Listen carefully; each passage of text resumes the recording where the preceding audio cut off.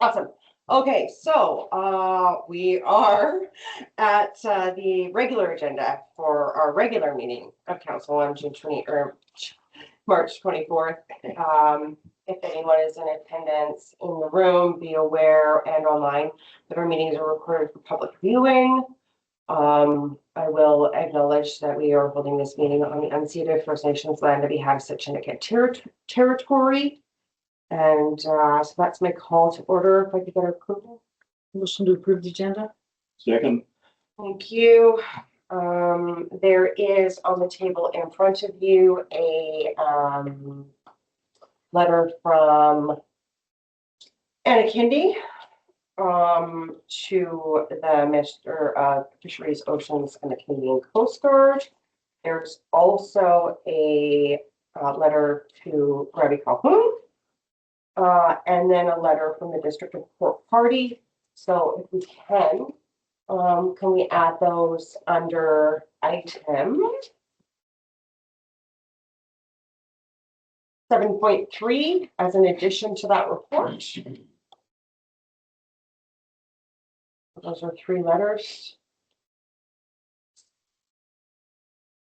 Also,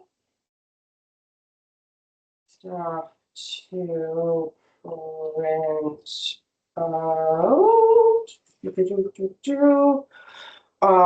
the Zeballos Municipal Properties map, traffic and parking bylaw, and the parking lot map, and that will go under item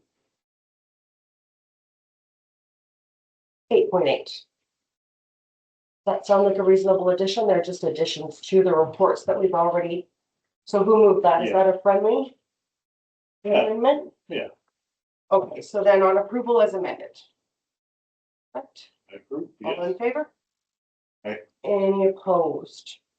That is carried. Thank you for that. Okay, in camera. Motion to go in council go in camera on the community charter section 91D, the security of the property of the municipality.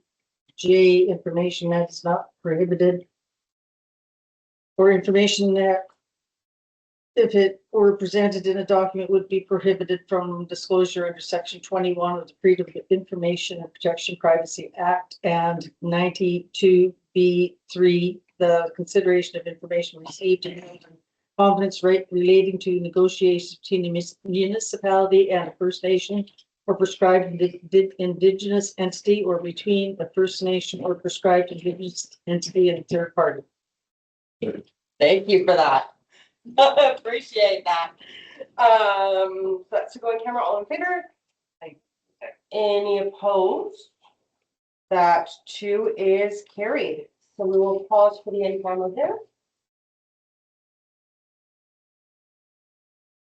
Thank you for that. So we're going to go ahead with our regular agenda. A reminder that for those of you that's here online, where our meetings are recorded. We are we did the approval of the agenda and our acknowledgement. We are now at adoption of the minutes. Motion to adopt the minutes of February 24th, 2026, regular meeting council. I second that. Errors or omissions? Seeing none, all in favor? Yep. Any opposed? That's carried. We now have business arriving from the minutes is the Zeballos FSR slope sustainability and medication options report. I think that the staff report has done a good job of taking this long report full of engineerese and putting it into something that we can fully digest, because I know that I struggled going through it with the engineer lingo. But essentially it does say that they're of the same opinion as BGC, correct? Correct. And Mr. Koopman from the Strathcona Regional District is here to answer any questions on the report at council. Perfect. So hello, Sean Koopman, who is our manager of emergency services for the Strathcona Regional District, is here to answer any questions you may have. Thank you for being here, Mr. Koopman. Lovely to see you. Hello, Julie Corborn, who is the mayor of the village of Zeballos. So then through to the council, questions or comments or recommendations coming out of the report.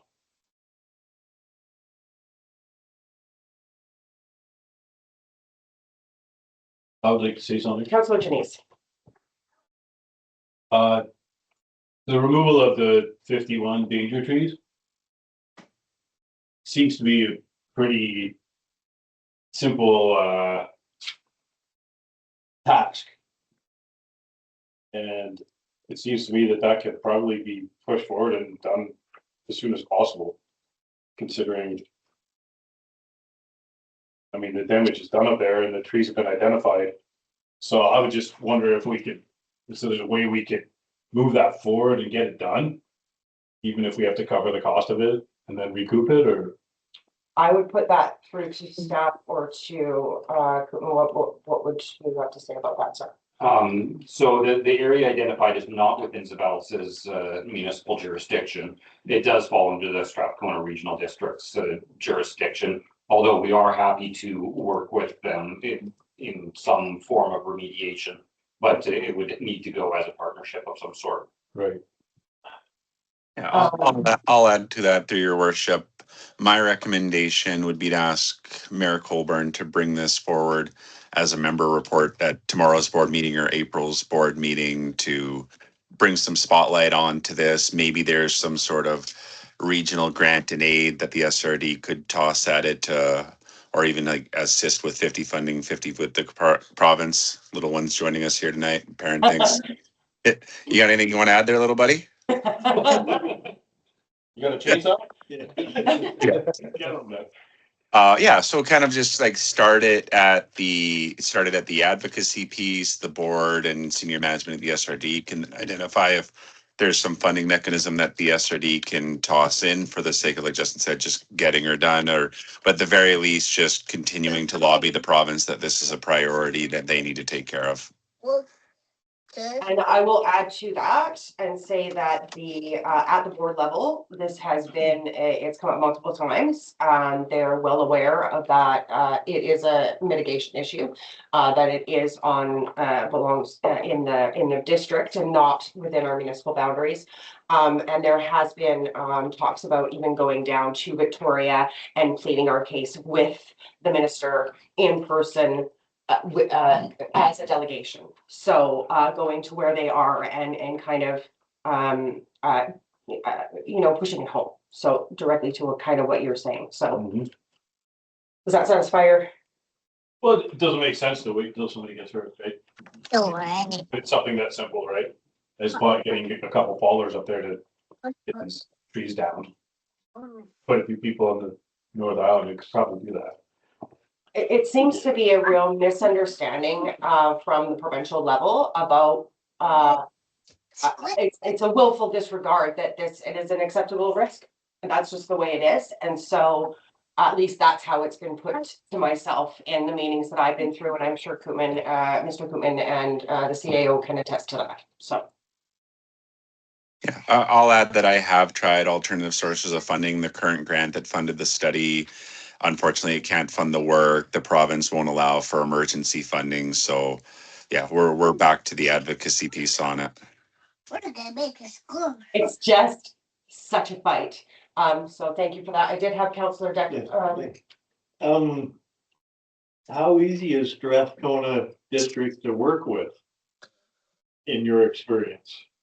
I would say that the backing has been there. Yeah, they're doing their best, but they're running into closed doors or what? Absolutely, that's what it is, and that's why I was saying there seems to be a willful disregard. Yes.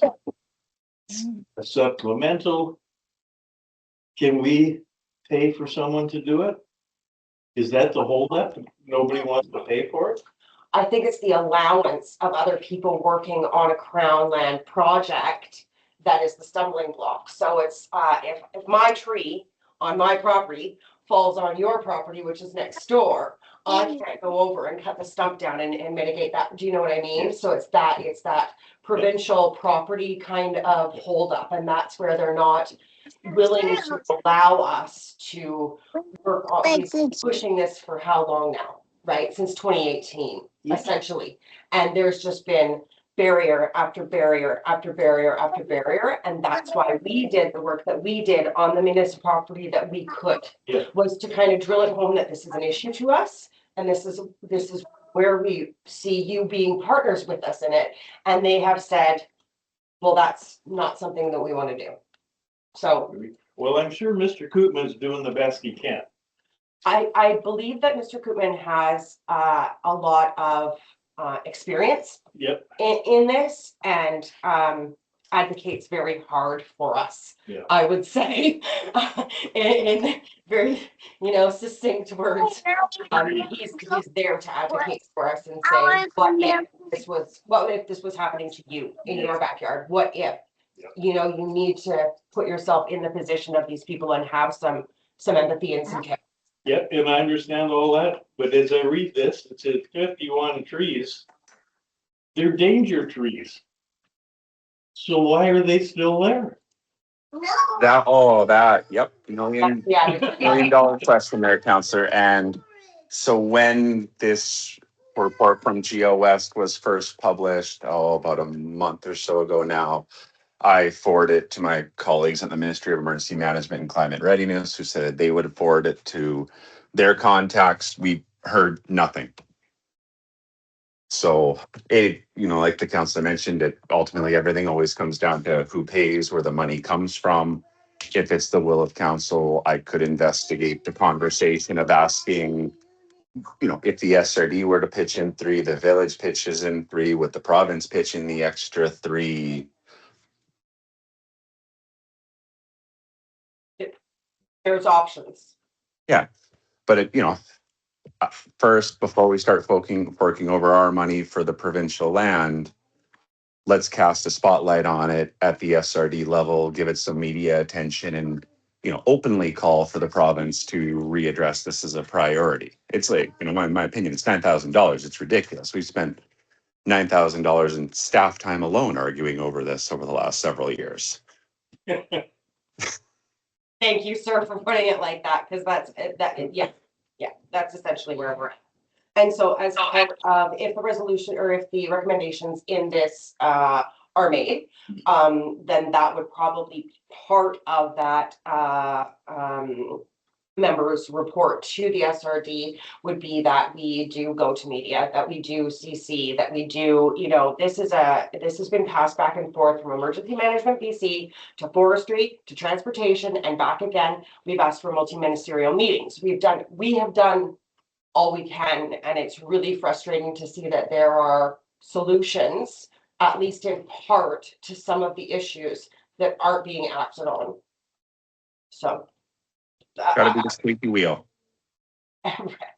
we are squeaky and it's still not seeming to do much, but I thank you for UN staff for bringing this forward and for having the forethought to go through and access grant funding for this extra study to be done. Yeah, appreciate that to you and staff. And this study came from a result of being that squeaky wheel. We'd applied for multiple grants in the province for this study, and the province kept saying no. And it was through those meetings with our CAO and board chair and Julie and others that the province just finally said, okay, fine. We'll just add some money to this existing grant for you to do this study. So squeaky wheels can get greased. Well, and there is now there is a little bit more of a call on them as they approved that we did do this study, then the follow-up as well falls on them. So that's where I'll be coming at it from. Okay.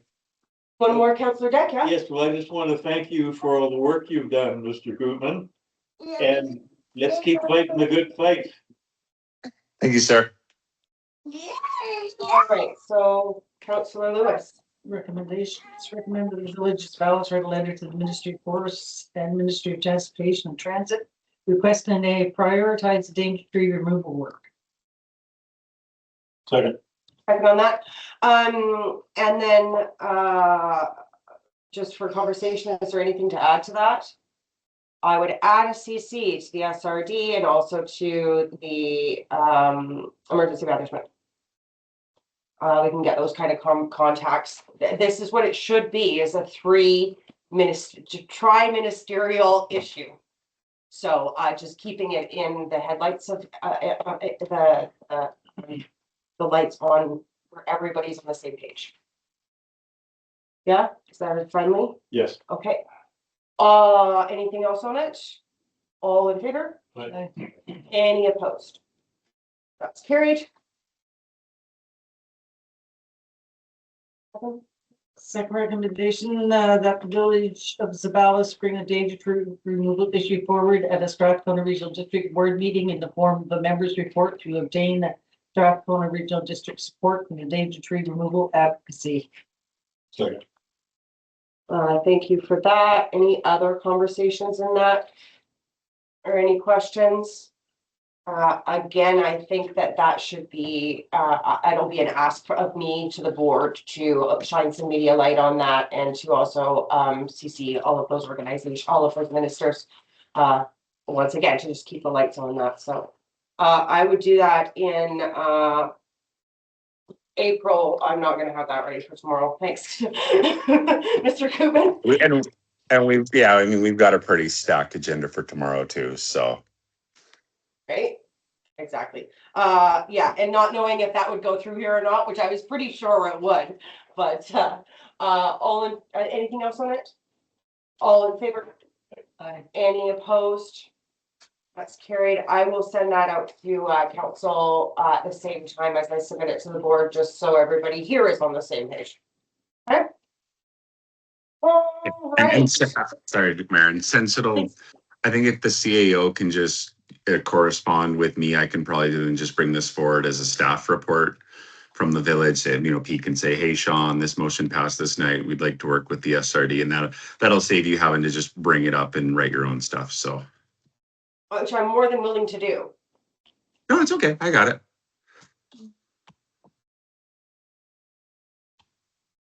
Thank you. So write that member's report for me. Fantastic. Thank you. Okay, perfect. I will leave that in staff's hands. Get back to me and let me know what you require and how what wording and things like that I should do. Okay. Next item we have, and Mr. Koopman is going to stay on the line for this one. We have a letter of support request for the Growing Community Canopies Grant. There is a staff report in here again from Mr. Koopman. This is about a deadline that is soon for a report that prioritizes tree planting as part of a canopy project. Did you have anything to add to that, Mr. Koopman? Yeah, my understanding is this report went before council in February or January and was deferred because the council had some questions and I wasn't present at that report to answer said questions. So I'm here now. Perfect. But essentially, this would be a data gathering mapping exercise. This might be the one case where I refer to Zeballos as an urban area, but for the case, like for the purpose of this grant, Zeballos is an urban area. So this is looking at the current tree coverage in urban area, the makeup of that tree coverage, is the current trees sufficient to withstand the expected effects of climate change? So how vulnerable is the current existing tree coverage to climate change and extreme heat events? And looking at, does that coverage need to be improved to provide shade and wind resistance to vulnerable populations? Perfect. So that's, I understand I'm throwing out a lot of concepts out there. So what this could look like in reality, speaking with the village of Tassis, they've identified one of their mobile home parks as a vulnerable place. It was built on old hog soil. It doesn't have a lot of canopy around it for that shading and protection. So that's an area that like we would work with local knowledge holders to be like, where do you feel the socially vulnerable areas in your community are regionally, and then look at the canopies in those areas. Perfect. Thank you for that. Yeah. Okay, Concept, reality. yeah. So through to council, questions? I have a couple. And just because I know that this is on the board agenda tomorrow, and I noticed that we didn't have, so that one of my questions you've already answered, why, why be included in an urban, exercise, really? We are surrounded and have a lot of tree growth in town. So if there was, first question is, why aren't you using already existing kind of data? So I know that, for instance, has a ton of LiDAR data that's already been done. Is that not work for this specific kind of data collection?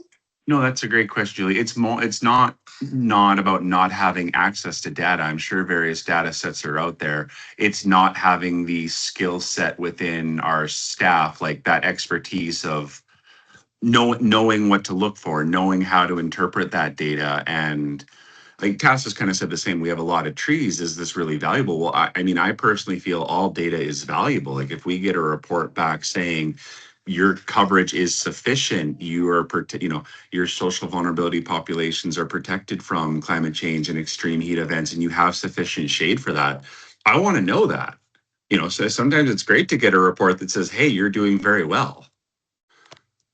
Perfect. Okay, thank you for that. And then if we were, or if anyone was designated or decided that they didn't have sufficient canopy cover, is that then a conversation that would come back to each council or area or nation that was included in this? And then there would be suggestions, but then the decisions to plant would be still remain on those sovereign kind of organizations to do that work, and they would have the information back up in order to apply for other grant streams. Bang on with the SRD's assistant. Like everything we do, you prioritize where your needs are. We step in to assist and be what you need us to be, and finding those future grants for that.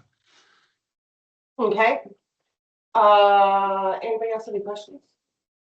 I always see staffing requirements are minimal. On your reports, and I really do get that, but I also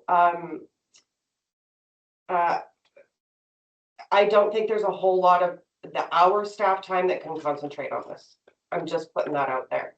Yeah, and I don't see this as being heavily staff intensive beyond other than areas that have been identified in the OCP. Like Zeballos is relatively small, of course. It really is a data collect. Like it's us hiring a consultant. It's us feeding them that data. They run all the data and mapping through their lens and come back with a report. Like I hate to sound ignorant, but I think this is just one of those studies. If we get the grant, that'll just happen.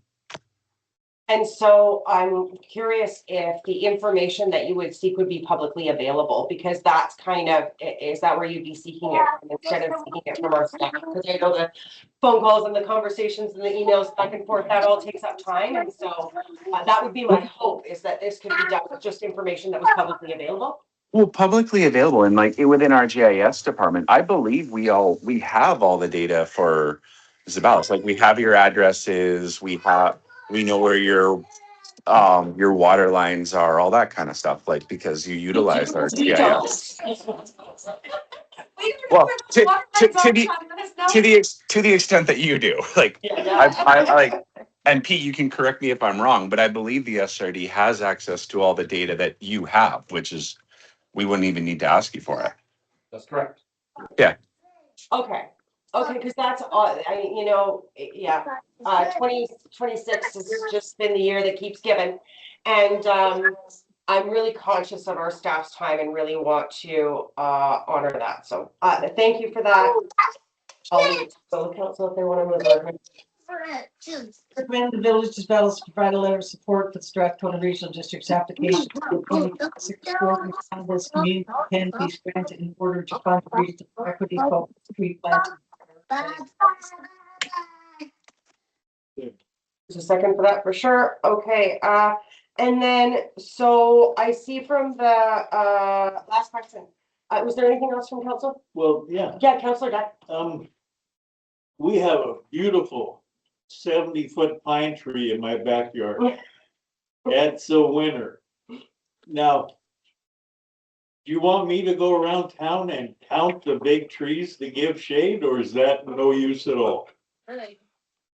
Yeah, I mean, if the project's awarded, counselor, and that's an in-kind contribution you're willing to offer, that would be great. And like, I think like the only question that I would have for staff, if the grant's awarded, is like, to what extent do you want us to engage that local knowledge? Like if Pete and staff and council, if it's your will to have us hold some workshops at the community center to explain what this is all about, seek public input on that. Like there might be some staff time because Chelsea will have to book the community center for us, give us the keys. But yeah, like how much you want the local population and that local knowledge piece involved is up to you. Very good. I'm ready to go. Thank you for that. And then I see that, is it just a time thing? Because I'm reading the, SRD agenda and, we don't have quite a few, of the, nations on there. Is that just a timing thing or is that are you expecting those to come?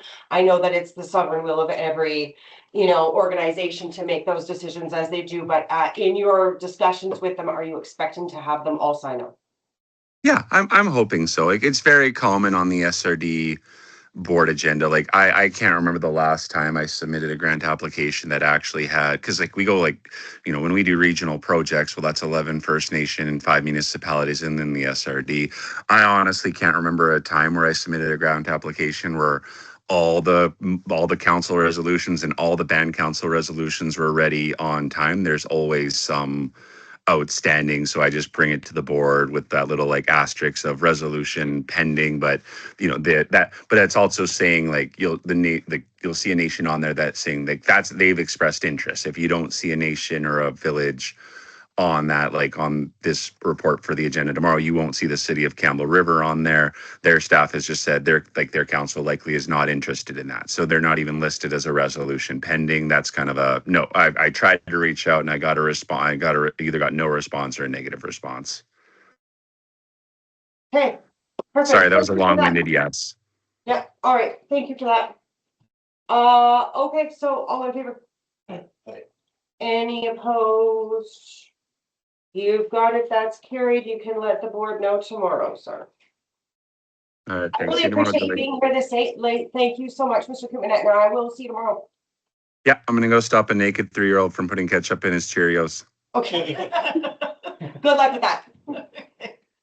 Night. All righty, folks. That was the business arising. We've got AVICC conference attendance. Actually, yeah. I'm gonna stop us there. So there's this is a big agenda. There's a lot of stuff on it. And there's quite a few items on here, like this next one. Although we do need a resolution for it that really can be dealt with in an email format. I'm going to say this here, that I would really appreciate this council answering their emails. Especially when staff is requesting a reply all. These are things that we're supposed to be doing. It's just a matter of respect for everybody. How you do that does not matter. If you do that in a fulsome, discussion way, if it's a simple, I can go, I'm interested in this, but I'm not interested in this. If you answer that in a text, through our council text, that's fine. But what we're doing, I think right now is not working. And I think it's super disrespectful to our staff that comes through and has these things put on here. So I just want to put that out there. We've done a lot of communications work. We've gone through orientations. We've gone through strategic planning, all of those kinds of things. We've talked about clear and open communication. This is what is needed. So I don't know how, you guys can address it. But we need to be answering our emails. So I just want to put that out there before we go any further in this conversation.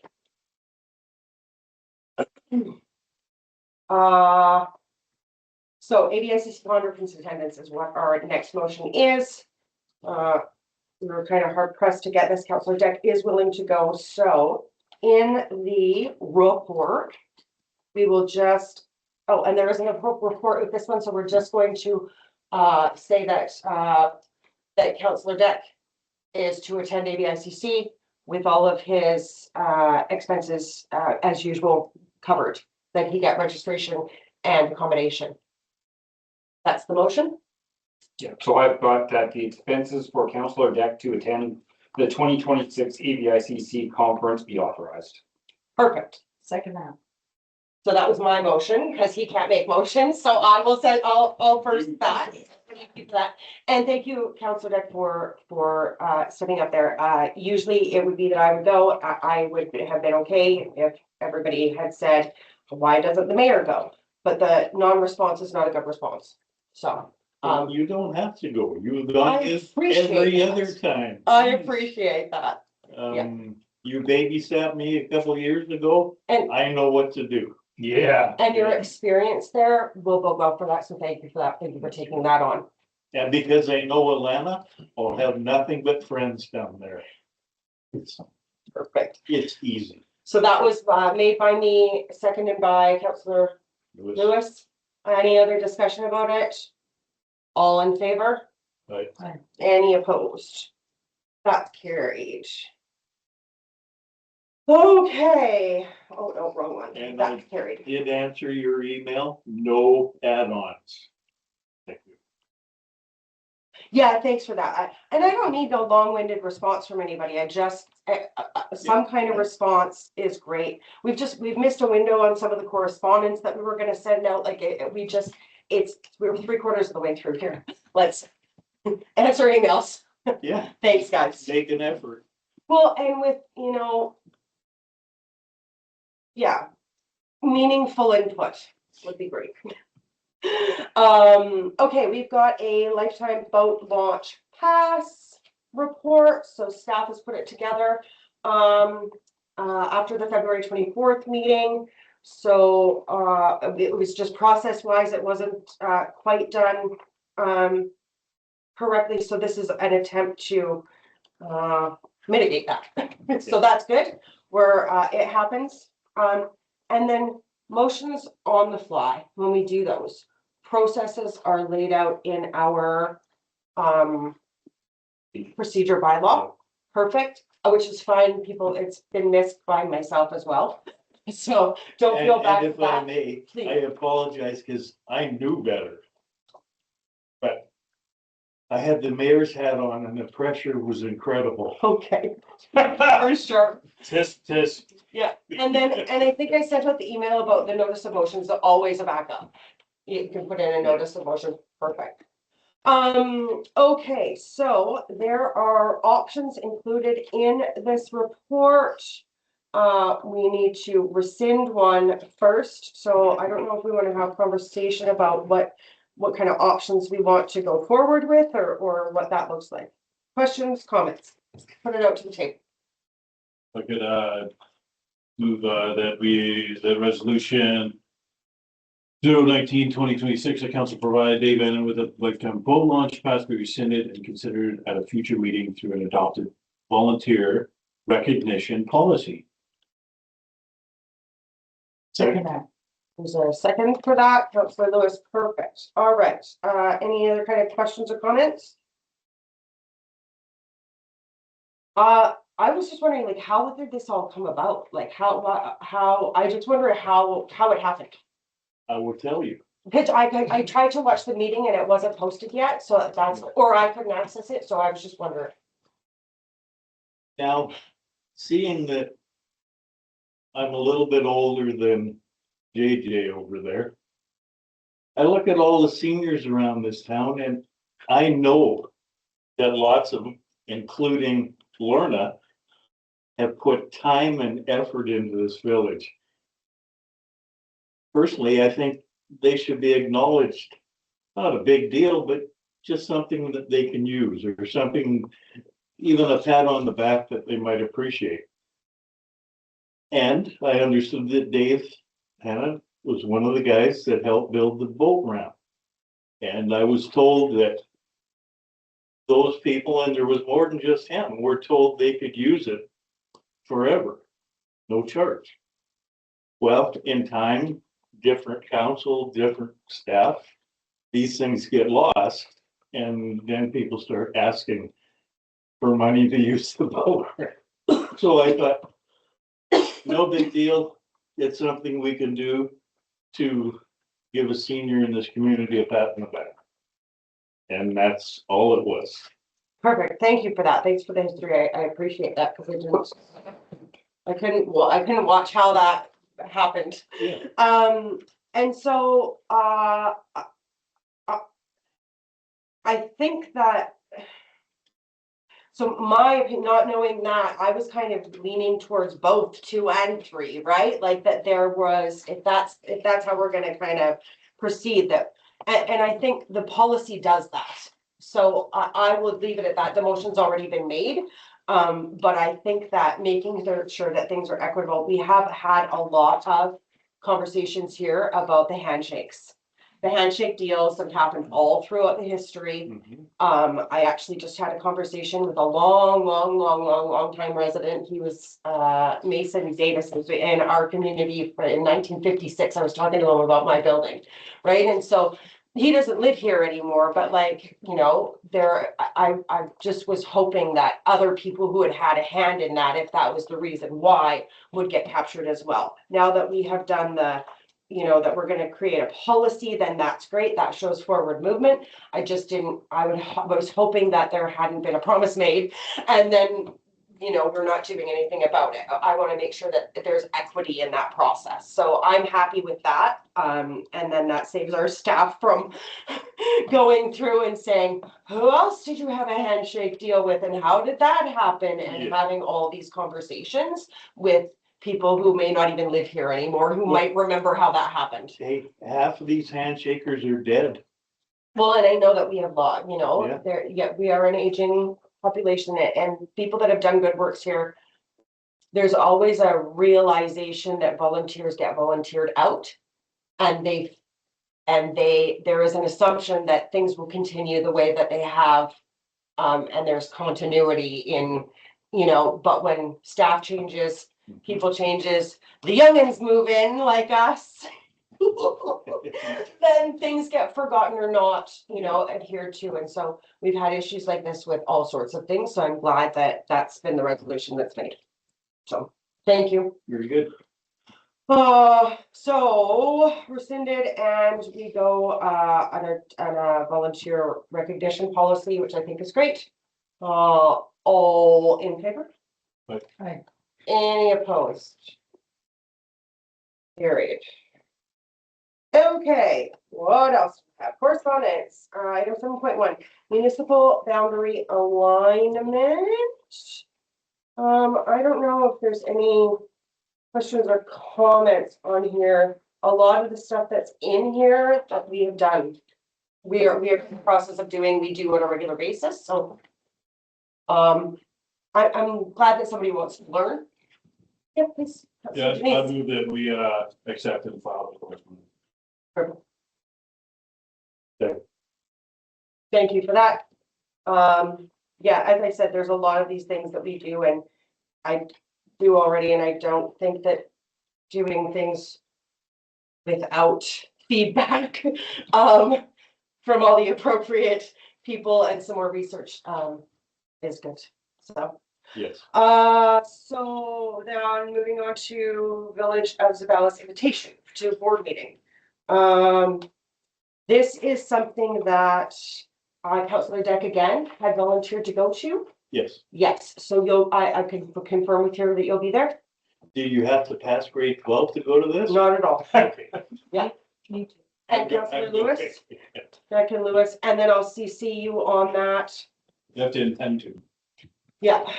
super, and thank you for that. If nobody was going, that's fine. But I just need to be able to get back to these outside agencies with an answer, so I appreciate it. Yeah. I want to see my niece. Mhm. So, Department of Fisheries and Oceans, RE, the salmon allocation review. We are, in process of, so we've missed the deadline on sending this in with MLA Kindy. Again, just a communication issue. We already have our own kind of in the works. And there's also, an addendum, that was, Port Hardy's, the district or Port Hardy's, letter to DFO as well. So I think there's lots of good pieces out of this that could be added to our draft, and kind of beef ours up as well as our own personal experience. And that's why I put this on there. Is there anything that we want to do, or do we just want to send our draft as is? So that's up to the will of this board. I don't know how well you've looked at it. There were a couple of things that I saw that could be added to ours or modified.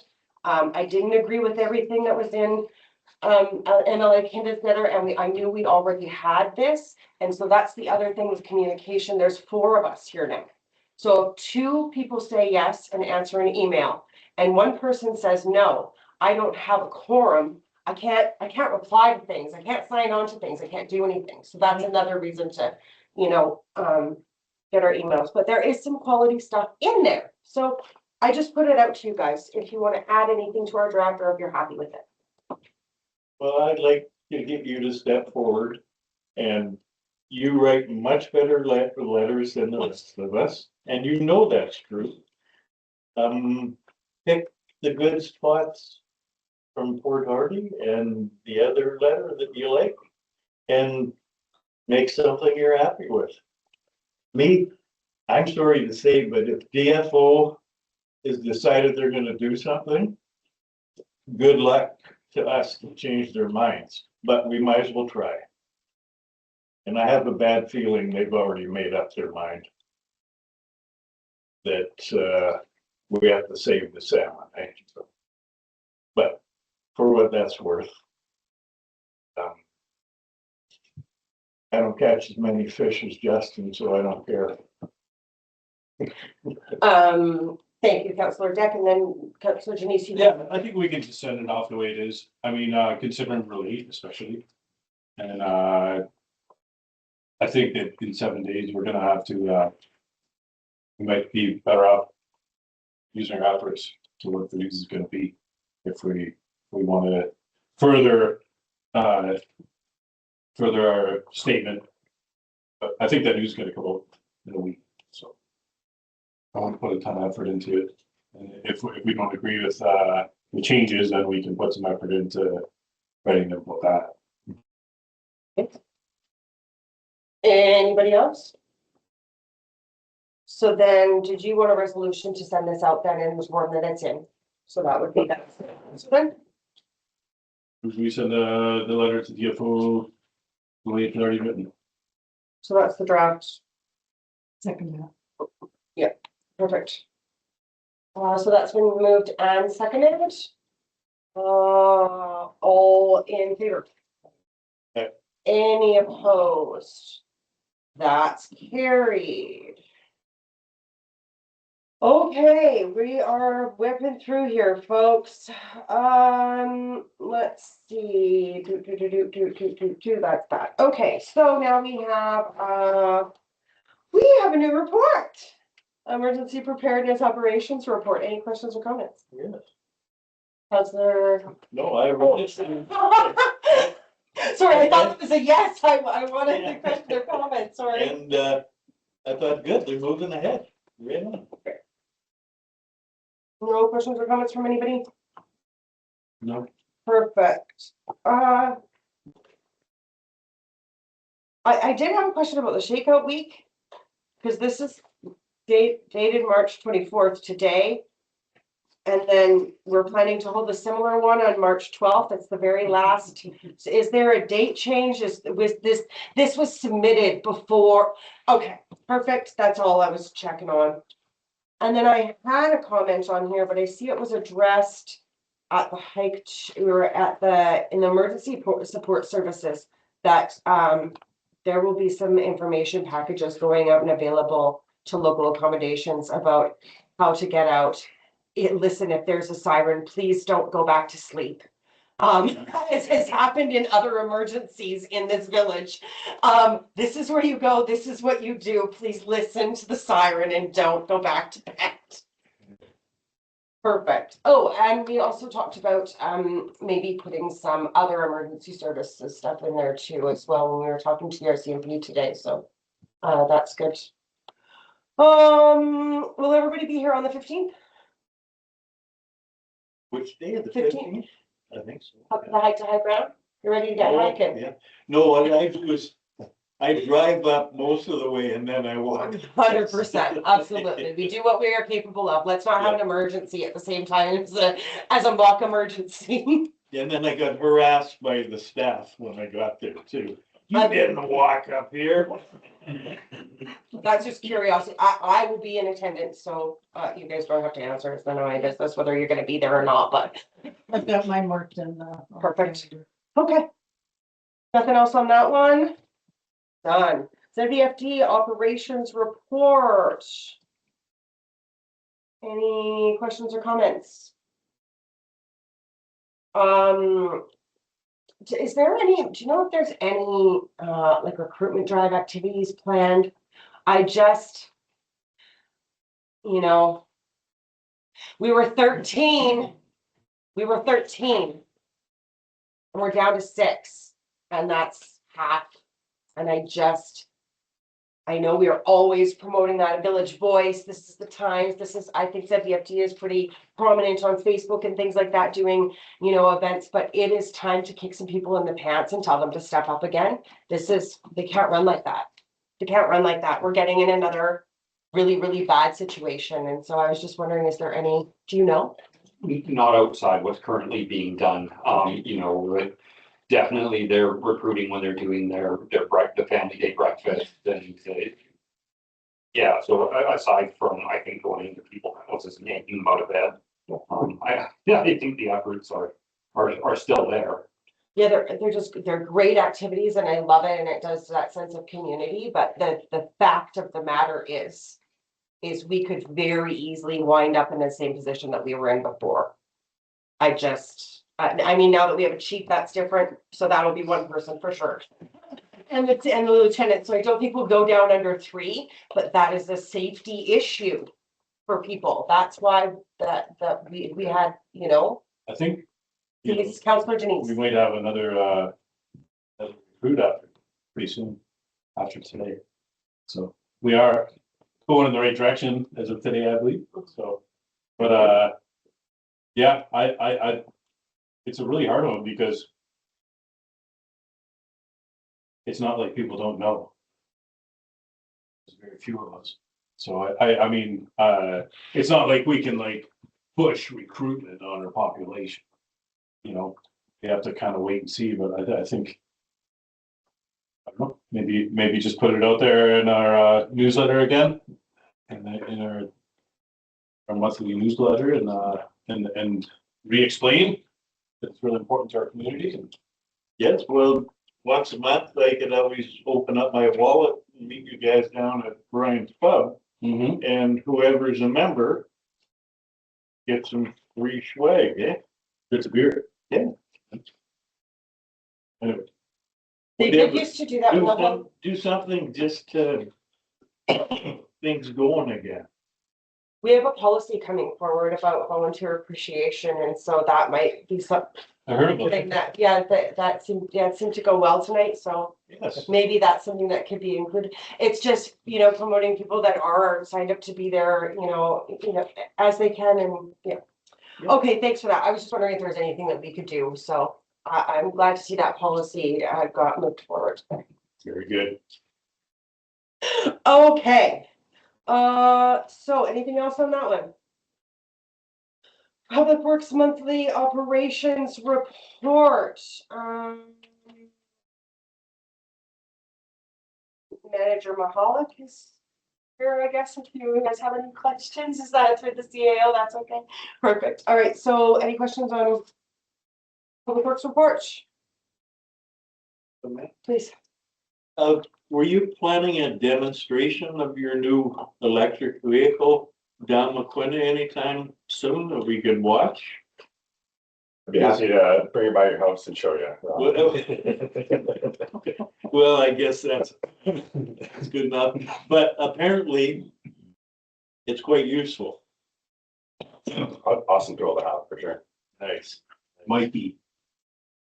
And where do you charge it? At the school? In our own public works yard. Oh, you got one in the Either yard? a 110 or a 240 adapt. Oh, okay. Good. Well, I'm glad to hear that. Thank you, sir. And further to that comment, that last comment, it would be great if the school, if we could do some kind of partnership with the school to free that up, that it would be actually be a charging station that people could use. That would be awesome. I don't think they're in, but might be something for future as we get into these, you know, $2.07 a liter gas. Indeed. Anybody else have any questions on it? I had a question, do you know when the next, have we, CAO, have we planned another parks meeting? No. Another parks cap? No. Trails, that would be something just because talking about the, trail work project, I think that'll come up in another item on this agenda as well. Water well 1 upgrades are complete. Replacement, blah, blah, blah, blah, blah. Things are on order. That's still in budget. I'm trying to name budget. I like it. Several days spent. Thank you for including me in the community hall conversation about kind of what to keep and whatnot. It's good to have that historical kind of look on there. So thank you to both, to all the staff. It was fun. Currently experiencing issues with the faulty charger. Do you get a spare? No, they are UPS and me one. I'm expecting to ship by Thursday. Are they not UPSing you too? Do they know where we live? You need a spare. Included in the price. The first one should have worked. It's very strange. You said that a new one out of the box doesn't work. Oh, okay. Very rare. So we're sending a better version, upgraded version, and sending it this week. Okay, cool. And then the last question I had was a question. So the drinking officer was notified that the pump was, do you have to clean lines now? Okay. Everything just because I had it shut off the lines and everything. So we just disinfected the well itself and everything we put into the well, flushed at the well. So we're okay. Okay, and then does Island Health is the one that says you gotta do your reservoir and all that kind of, they do the testing and the thing and, okay, good, just curious, thanks. May I put one more? Yes, please. Old pal, old buddy. The trail is just about finished now, okay? Now you got the cedar from where? Campbell River or Black Creek, Black Creek? Looks awesome. Eh? amazing. Yeah. Now, what's the name of the fellow that works with you on that? The meeting man who's been doing it is Kevin. Yeah. That's good He should get some kind of pat in the back, for sure. don't you think? That's a lot of work that you guys put in there. And he was always smiling, never complaining when he's yarding those buckets of gravel across the bridge and down. Anyway, I say this because not many people like to talk to me, but a lot of people say what a nice job the trail is. They're all commenting. So one thumb up for Kevin and one for you. Thanks. Sure. And tell, like, it's Vinny's trail, right? And the son and his wife were one of the lead commenters that was like, they're taking care of like that. So that coming from the person who's family member of the person who had built the trails originally, like please pass those things on to him and take that recognition for you guys. Yeah. Now that's heartfelt. Right? Yeah. Yeah. Oh, thank you, Councillor Jack, and thank you to, Public Works in general. CAO report, questions or comments? I have a bunch always. Working with the Haddisat on hiring representative to do some in-house, will that, some of that work, do the signage project in the estuary as well? Not initially, this is simply to educate staff. Okay, And if that all goes positively, then we'll keep enhancing and enhancing. okay, perfect, because that would be good to have someone who knows and who has a relationship with you guys to work on that project when it goes through, so thank you for that. Must not. UBCM's policy, okay, I'm still unclear about UBCM's policy. What happens? Did they answer us the specific question? What happens when issues fall off? So it says must not have been submitted in the previous 5 years. Things don't just solve themselves. So That was the answer. If it was asked, you can't ask again for another 5 years, so. so just suck it up for 5 years. Yep.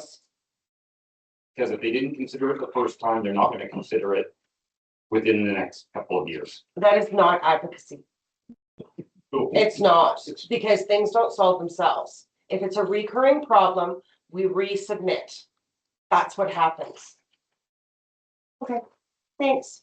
Strathcona Regional District are without a proper bylaw enforcement officer. Have you looked to Mount Washington to do a service agreement with them? No.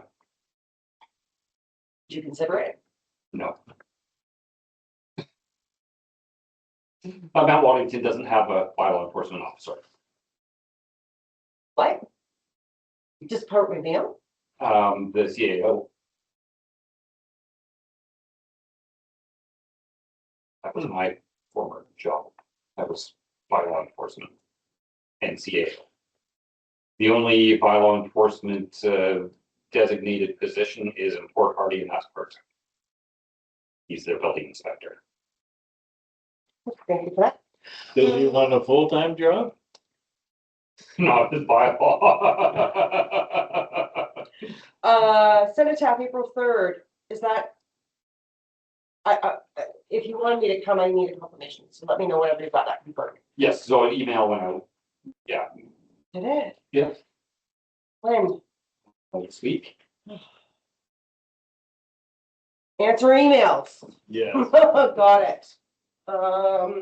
I just have to make a note of that. Sorry, otherwise I will, like I said, it will fall off.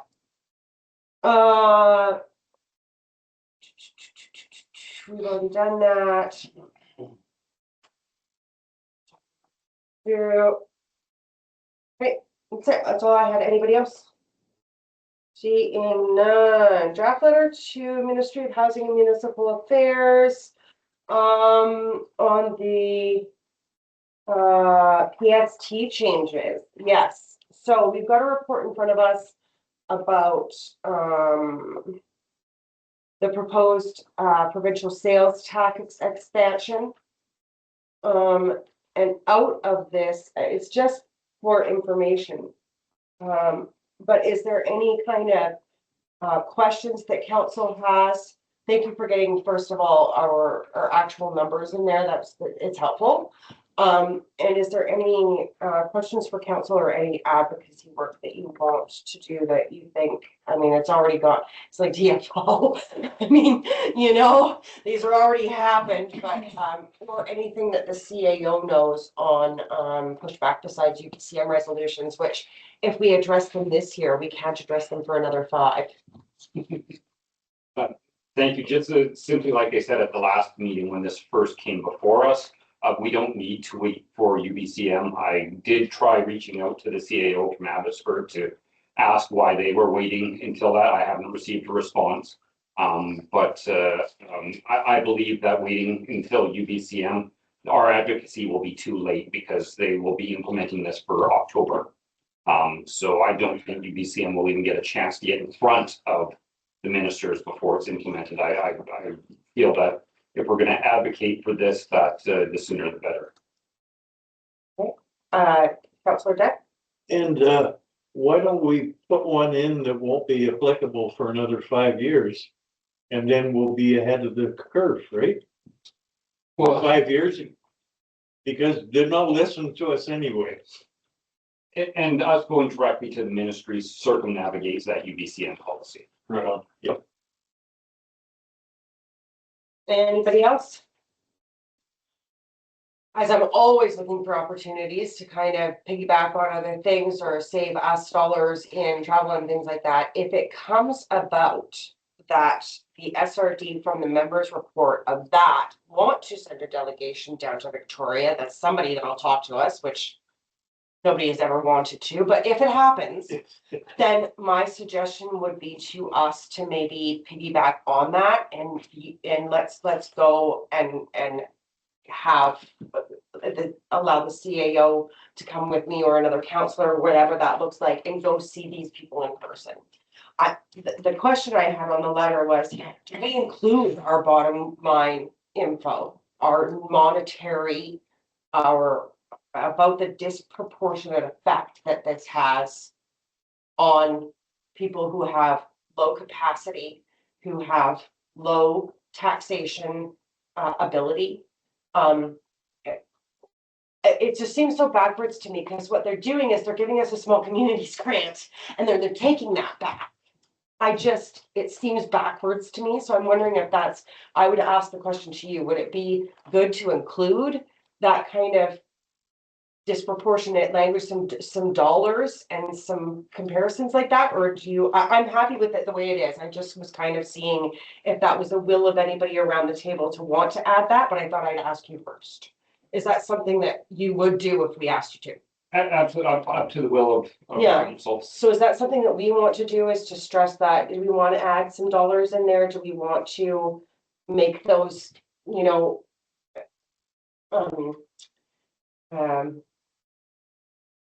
put that out there, how essentially it's our taxation can't be any more than it really is with our limited amount, and then they give us grants and then they take it back again. It just, Do you think it they, seems like a way do to you drive think it they, home almost. you think they know already? I do, yeah, you're right. Yeah, Okay. Well, if they do, no, that's fine. absolutely. Let's stick it under their nose. Put it in your letter or whichever. They do know how this is gonna affect everybody, absolutely. Yeah. Well, maybe they think we don't know. I don't know. I like the letter as it is. I just thought it was something like really personal from us that was like, we're your smallest and this is how you treat us. That's all. Yes. Yeah. Are we good with it as is? I would take the motion to send it then.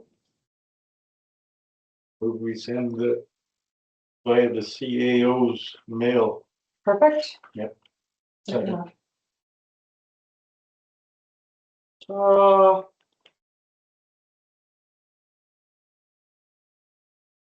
Okay, yeah, I'm good with that.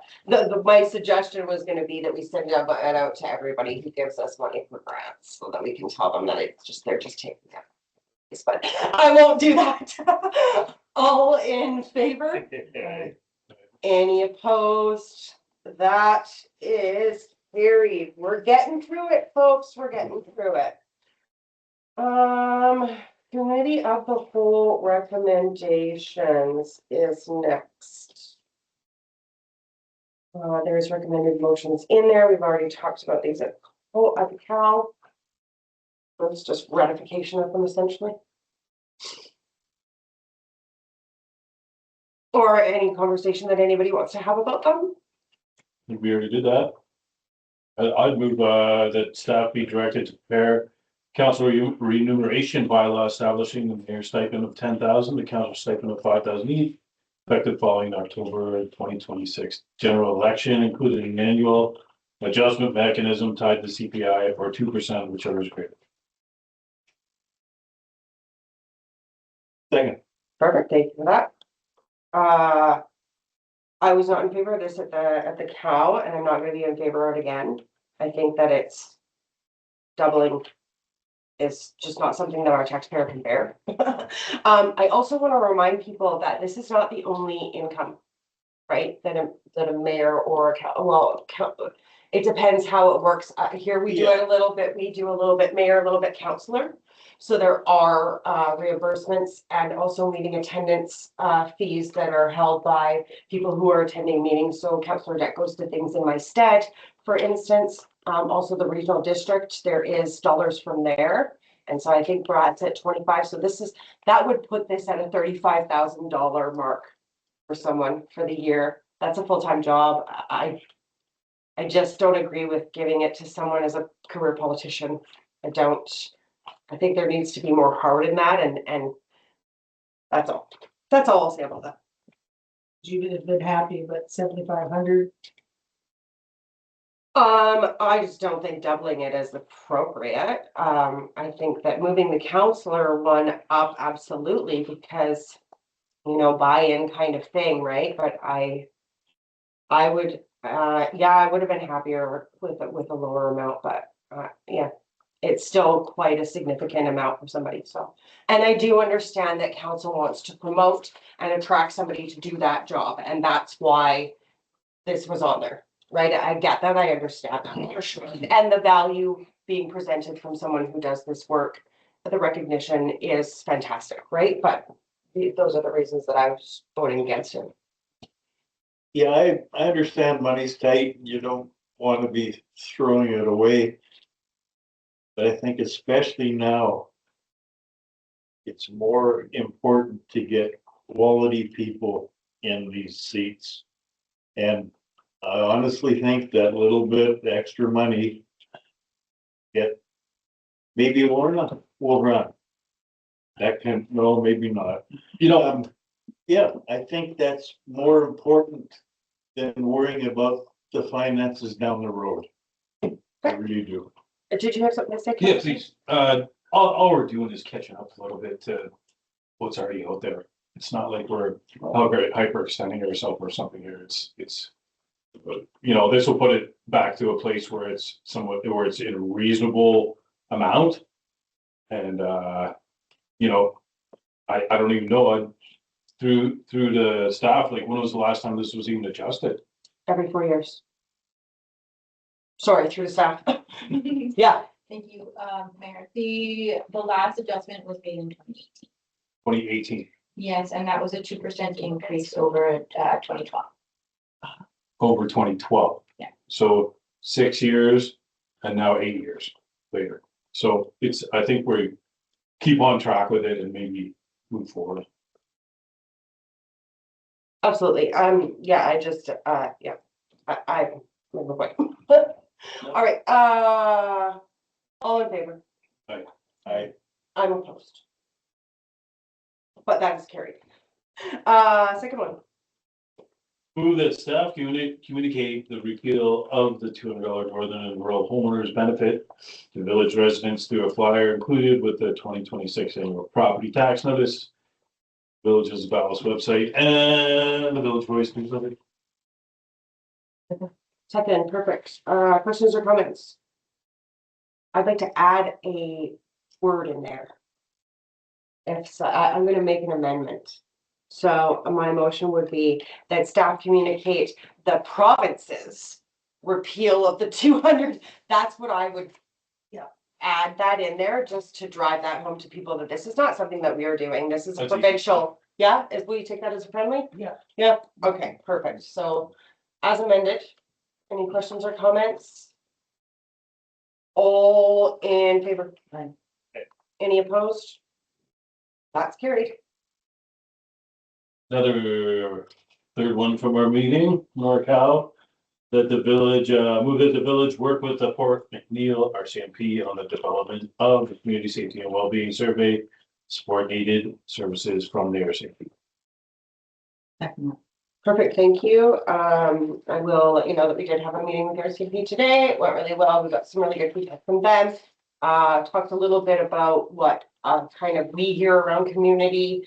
And then looked at an example of a survey. And I think that there's a lot of really good ways that we could go about this without taxing people too much and getting some really positive feedback.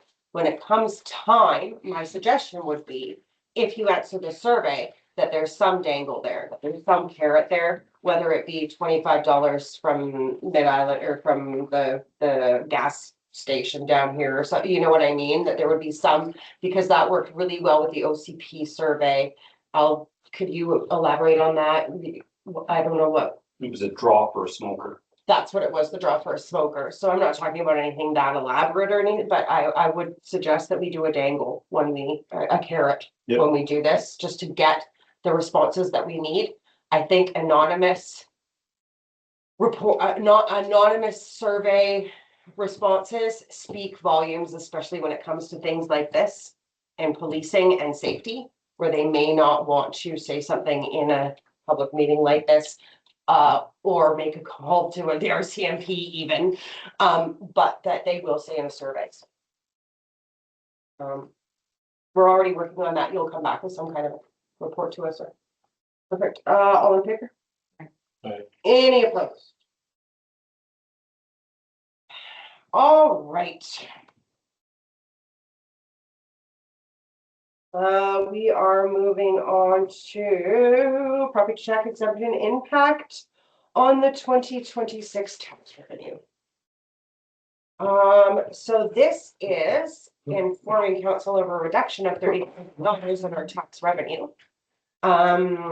We are trying to do things here with placing undue hardship on our community, and we've been let known that from BC assessment role, so they are aware of that, and we're just trying to work our way through that little shortfall. So we've got some options in here that we can do. We can draw from surplus, we can reduce operating expenditures, we can do both.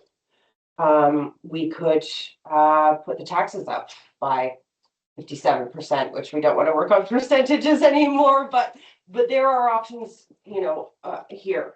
We do have a healthy surplus, so these options are presented for questions and comments. To the tape.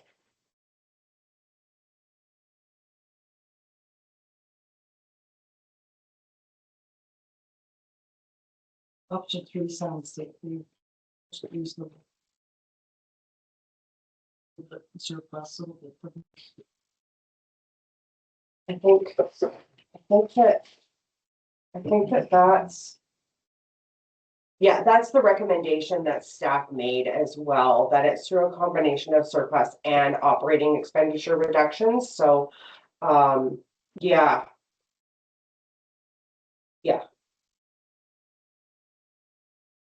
That would just be kind of a tightening up of expenditures.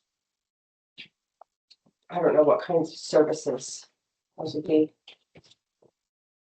But I think that a report will come back to us at some point about what that would look like in real time. Yeah.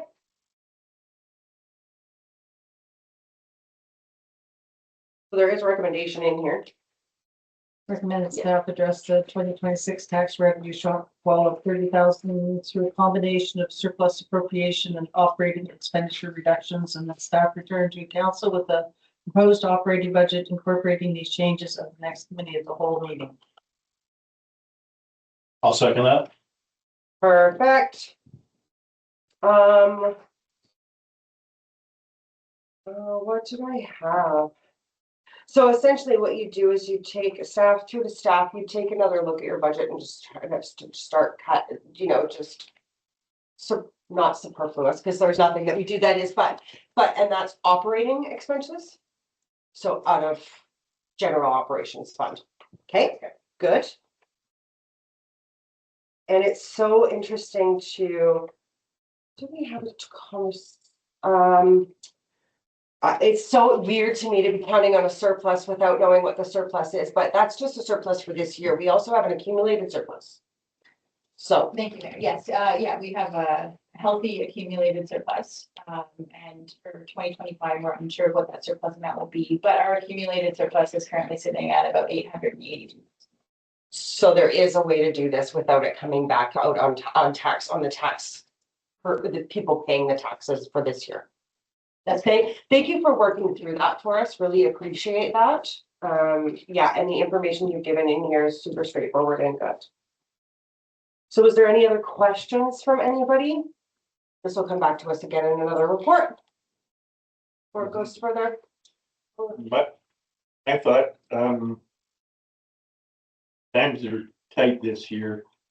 I don't think we should raise taxes at all. Leave them the same and raise them next year. But this year is when people are really gonna notice every little cent.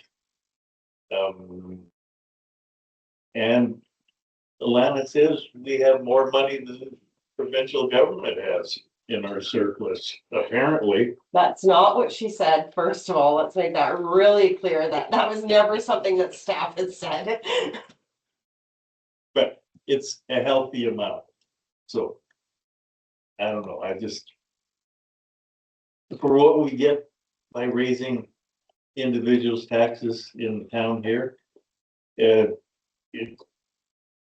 way more important to have some goodwill and say, we're not raising your taxes this year, period. That's a conversation that will come back to this table. Yep. We haven't had our tax conversation yet. Nope, but I'm just getting my foot in there first. While you do that, I will caution you against raising stipends and doing things of that sort and using our surplus for things other than coming into paying back some of our reductions that we've made in our reserves, because we've got a lot of money coming out of reserves. And so we will always have a healthy stipend that is a rainy day kind of slush fund that's really good to have. However, I would consider, like I said, we'll have that conversation at tax time. I'm just really cognizant of doing things to spend money and then not raising it. We were sent also something to consider for our tax conversation. That was kind of best practices thing. So maybe when we do have that tax conversation, include that piece of there was an email that was sent to us from the CAO about how percentage raising is not a best practice and that it gets villages in trouble by, first of all, not raising taxes, and second of all, doing it by percentages. I'll also remind you that we held taxes here for 10 years and we're still making up. So we've got to do something. So. Cool. Anybody else on the recommendation? So the recommendation was that we address the shortfall this year with those combination expenditure and surplus. All in favor? Okay. Any opposed? Carried. Oh my goodness, we're getting through it. It's getting shorter. Library, parking, use and complaints. So this is I wonder why this isn't in camera, because it's an identifiable person within the village. No. Okay. I just wanted to make sure about liability. We are talking about library parking lot and overflow parking lot. And so we have a bunch of issues, and we know that we have a bunch of issues, and they're ongoing issues with both of these things. I asked for it to be added. Oh, and we didn't get them. The map and the shoot. Sorry about that. I meant to remind you at the break. Can you bring it up? Yep. Yeah, if you could bring it up on there, that'd be great. So there's some mapping. I'll be the first to speak on this one. Sure, go ahead, have it. Sure. Please. So I asked staff here about there's a boat trailer left in the middle of our parking lot in the library. And I said, well, let's get, we have no idea whose it is. No, it's just sitting there and it's actually impeding the progress of our trails, or construction of our trails, and impeding people from accessing the trail. And we really have no way to remove it legally as it stands right now. That's where we stand as a municipality. And within this whole report, you know, what I have to really speak of is that we are a municipality. And I don't think we're the first one in British Columbia. Like, this is like pretty basic things that we need to deal with. You know, and let's like get this established and move forward, because it's getting exhausting, right? And so whatever powers we need to put in hands of whoever needs to do them, like if we need to direct our CAO to do some enforcement, and we need to give our team the ability to, you know, remove items or vehicles or trailers or whatever that it might be from our parking lots. And if we need to delineate and accommodate our visitors and show them how they need to park and show them when they can park, when they can't, you know, this isn't that complicated in essence of that it's done everywhere. You know, I've had parking tickets and my car towed, and I know the difference between right and wrong. And if it's established and explained like it should be, like it is everywhere else, then it should be really simple to follow. So whatever we need to do, let's just get it behind us, please, because it's become a bone of contention with like everybody. Yeah. And there's no finger pointing. You know, I don't know who's doing what. I don't think anybody really does, but it needs to be established and verifiable that this is where we stand and this is what we're gonna do. So I'm all for moving forward on these things, and in the trailhead establishing of these new trailheads, and you know, I've spoken this many times in front of all of you.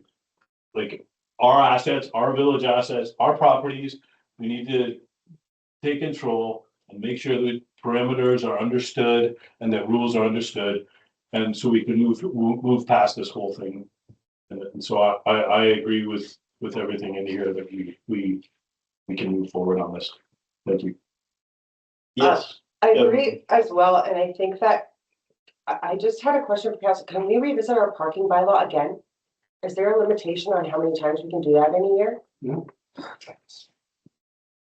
Sorry, we just did it in February, and so I was like, if we don't have the ability to beef this thing up, put more signage up, like 100%, this is an issue. Everybody uses the post office. Everyone gets mail here, right? And so how can we beef up our parking bylaw, beef up our enforcement efforts, all of those kinds of things? Absolutely.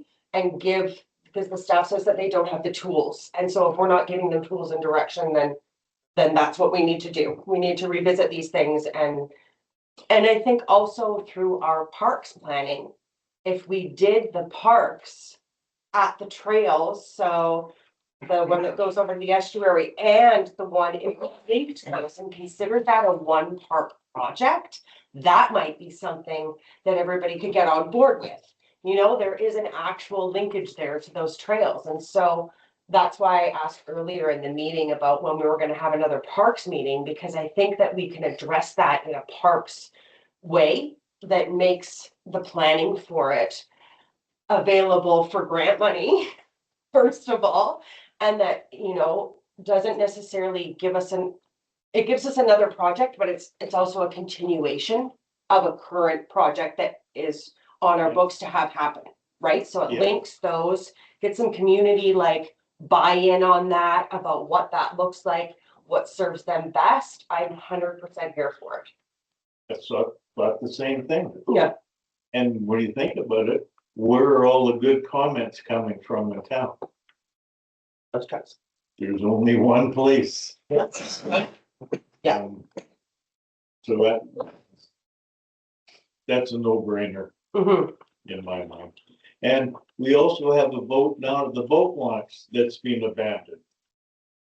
On the boat launch. Yeah. So There's multiple things in multiple people are areas. getting to the point where they need a little discipline.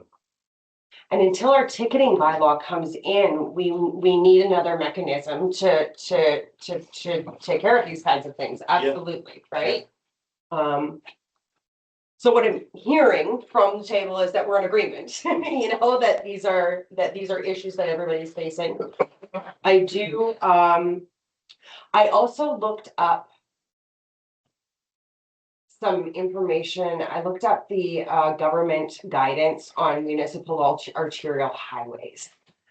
Because that gives us the ability to man these things. If we get, like, so putting a crosswalk in at that area, right? All of those things kind of help to, so I think we should revisit our parking bylaw. I really do. I think we should have some more like teeth and signage and things like that, really, because these are recurring things that are happening all the time on a cyclical basis, right? And so, I don't know, if staff think that there are ways that we can do that through that bylaw to have more mechanisms, but I would ask that to you. Yeah, absolutely. Today, I mean, the issue was there was a general consensus from council that no bylaw enforcement was to be done in-house. When we attempted to last summer, we were told you're not doing enforcement. So, we lost out on months of revenue because the people that were misusing the parking lot understood that we weren't going to do anything. And so this report being brought forward to council to give us back our teeth to be able to phone in a towing company and deal with the people that haven't paid for permits or have been staying there for more than a month, or are dumping their trash there. It's just simply not financially feasible to have Strathcona Regional District come in and do that on a weekly or monthly basis. Because they're going to charge us for their travel time, for their time here, for the time that they're, talking to towing companies. It is something that can be done in-house, and something that a municipality should be responsible for doing. So we're just asking for those powers back so that we can start handling, especially the overflow parking lot. And honestly, given my experiences, if you tow one, nobody else will misuse it. It's a very loud and clear sign. And I think we had most of those conversations, at least from my recollection, is due to safety of staff. And I still am a firm believer in that. And that's why I asked earlier in the meeting about availability of it bylaw from elsewhere. I think while the SRD doesn't have a bylaw officer, then we can't just not move on things. So I would agree that in those kind of situations that there does have to be some kind of a mechanism to move forward. We can't just not have our bylaws enforced when there's no bylaw officer from the SRD. I think that, most of us around the table agree that if it can be done by them, that's best practice, right? That's kind of the way to go. But if you're finding that it's, hand tying you and you can do it within a manner, I just worry about staff safety. That's all. And I know that you've got experience in this and I'm not,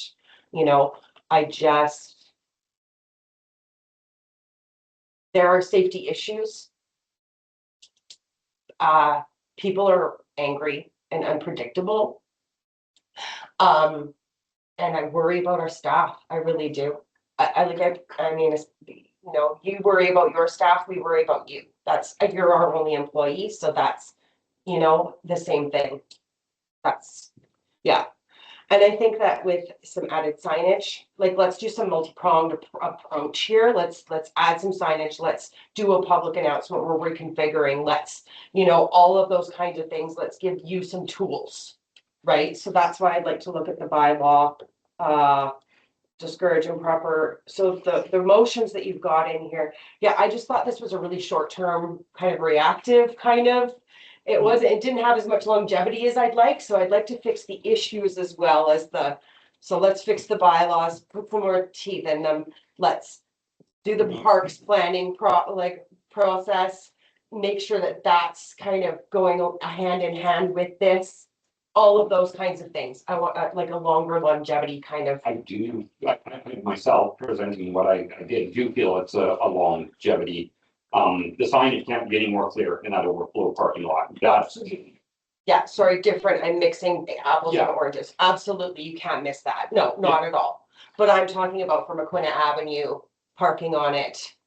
You know, there's things way out in the middle of the streets that people are, you know what I mean? Like, there are ways that we can add some stuff. Unfortunately. But I looked at the mural, so that's why I was wondering, that's why I looked up the arterial highways, kind of. Arterial, It's not an arterial? no, arterial or all of our roads.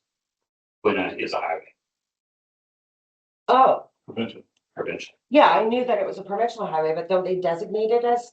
No, it's a provincial. So they looked up the wrong thing. Here I thought I was doing so much good research, Arterial highways are like Keno and Reno. so we can't put a crosswalk across and link those two pieces for a park. We could with the Ministry of Transportations. Yeah, but there, it says they have to approve it. I was looking in the right spot. Okay, anyways, I'm super interested on doing more than just this, 100%. Let's get underneath the causes, make it, yeah. Yeah, absolutely. Okay, so what are we doing? Yeah, and I had like, I mean, my suggestion was both 1 and 3 in the options. You know, yeah, it's going to be such a headache for everybody. But I like your recommendations. Yeah, go ahead, Yeah. Counselor. Okay, so we have some options. Ticketing, adding to your tax bill, whatever.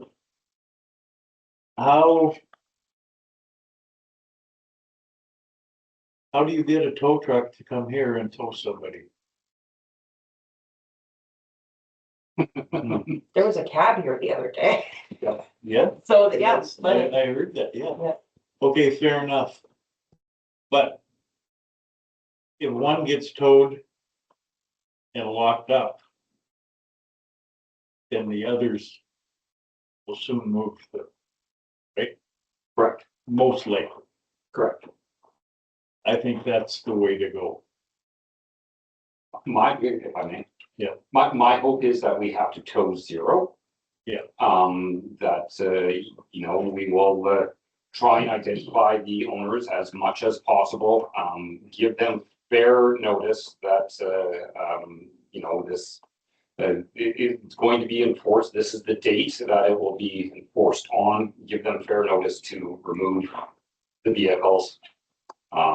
So that, the last thing, and this, I mean, I've my career, I've run parking lots for more years than I ever wanted to. And you never ever want to tow. It's a very last resort. I feel we may have to this time because our bluff was called in the summer. And so I believe that there will be an example made. But I feel that that example has to be made for us to be able to survive this summer. and that would be the longest one that had been there for the longest time or whatever. You do that on like or as a need to have the space basis. Like, how do you determine after there's been multiple sitting there, which one? All of them. All of them. The tow company would be hired to come in and clean out anybody that's not permitted to be there. I have a couple questions. Please. Oh, wait, is Councilor Jack, were you Jack? Just about. Yeah, one sorry. sec. I don't think you would have to tow. I think you just have to threaten. Really I do. hope so. But if not, they seem to move their boats and shit in at night. Pull it in with a big forklift or something and dump it off there. My 1-ton Dodge can tow any of that stuff out of there at night too. And put it in their front yard. Thing is, you're right, they're calling your bluff. They don't think you're gonna do anything. Well, guess what? We will. Indeed. Okay, sorry. But, Councillor Janice. So if there's like a situation like a, you know, through to our parking professional, if there's a situation where there's an unmarked trailer and we need to get it removed, I'm just wondering, where does that expense fall on the village? And is it the village's also expense to like determine where that trailer via serial number or whatever it come from? And do we have to store it and then dispose of it, or like? Thank you. That's all. Yeah, thank you. That's all in the section of our traffic and parking bylaw about enforcement. Okay. I highlighted it for the section that I sent out to council. And yeah. Sorry, that's why I asked for it to be included, because that's good information. Yeah, for sure. Thank you. Yeah. That's okay. I trust. It's there. I can still open it.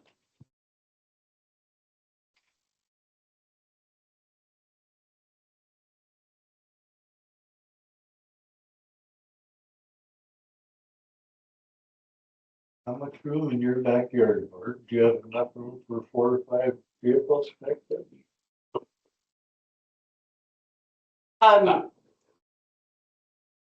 Sorry, what were your questions again, Councillor Denise, about storage? Where do you store it, and the brunt of the bearing of the The cost. the cost, yeah, so bearing of cost and, yeah. So cost goes to the registered owner, any towed vehicle. And if it's not recovered, then there is option. If we've hired a towing company, they'll have lien rights to recover their costs. Right. If we designate a storage area, aka the public works yard, then it's within our bylaw to recover our own costs. Okay. Okay. Good. Yeah. Yeah. Thanks. Yeah, here we are. in Yeah, county. there we go. I reckon. Yeah, it was included there, yeah, yeah.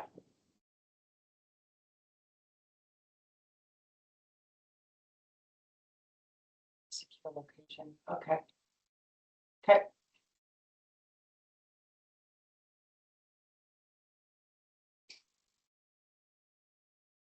That was actually one of my questions as well, was that in the storage, so if it's something like a boat trailer that you're probably not going to, you know, or if you're gonna move it and store it for a certain amount of period of time and then, you know, get a bunch moved and into a designated storage facility and then have a larger unit come out with a tow truck to save, you know, costs or things like that. That was one of my questions was about the storage.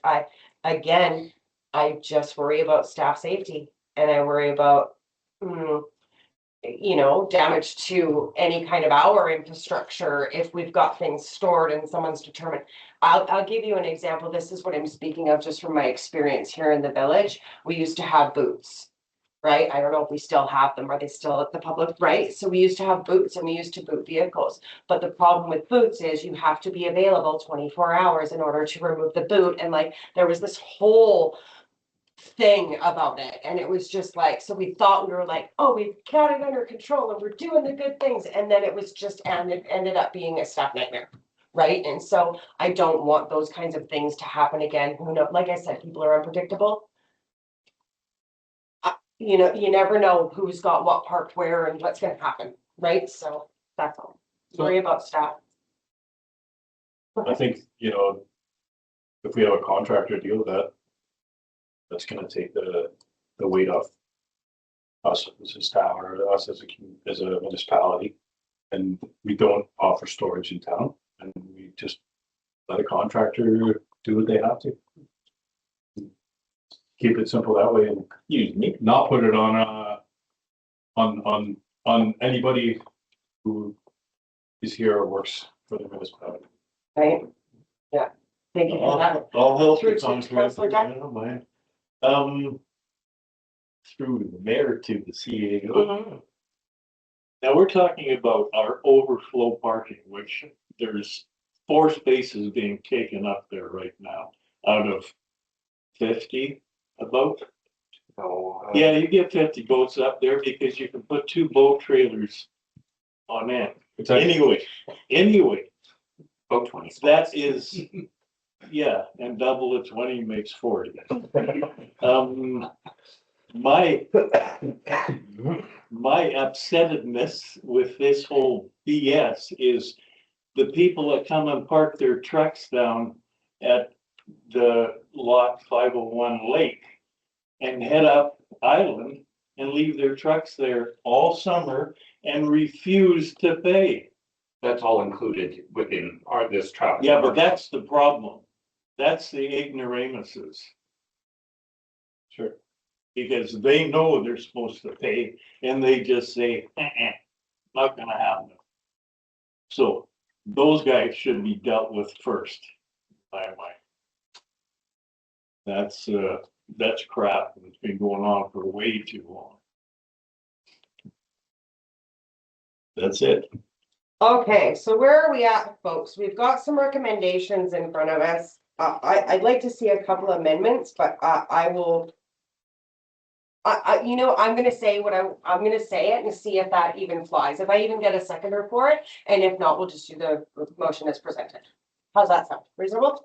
Go. I would like to add, so that council directs staff to, that council directs staff to proceed with a redevelopment model for the library parking lot that highlights and improves, enhances the village. So as it's written, and then it come back to council, the development plan come back to council as part of parks and trails planning. Does that sound like a reasonable kind of thing? I think that it should be a thorough way. We should be connecting those trails. We should be, if it doesn't fly, that's okay, Well, it's worth a try. right? Yeah. Why, I don't have a seconder yet, so, Second. Well, okay, perfect. Second, yeah, go ahead. why are you recommending that? That it be part of the Parks and Trails? Because about connecting those parks, connecting the trails as a trail connector piece. and then it would definitely be a no parking area. Right, we're taking the, you know, there would be room for parking at the park, right? That's something that would be included in that planning. But I think this is it's a trail network is how I'm kind of looking at it, right? I think that there should be crosswalks connecting to walkways, connecting to trails, it's a network that we have built. If I may. Please. Sorry. Oh, I'm just gonna finish. I don't disagree with you, but I think that there should be steps taken. And the first step being a parking lots dealt with. And I think it's separate. I think it's separate things, but I don't want it to get lost in translation of where we're heading, because it's really important where we're heading. So. Just one second, Councillor Deck. If there is other things that need to be handled, they can be added on. So like a crosswalk, I think you're assuming a crosswalk between the two trails. That's what you're talking about, right?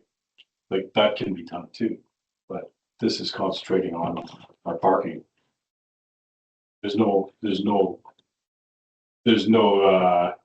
parks or trails involved in the overflow parking lot that I can think of. That's why there's a separate resolution for the next piece. Right.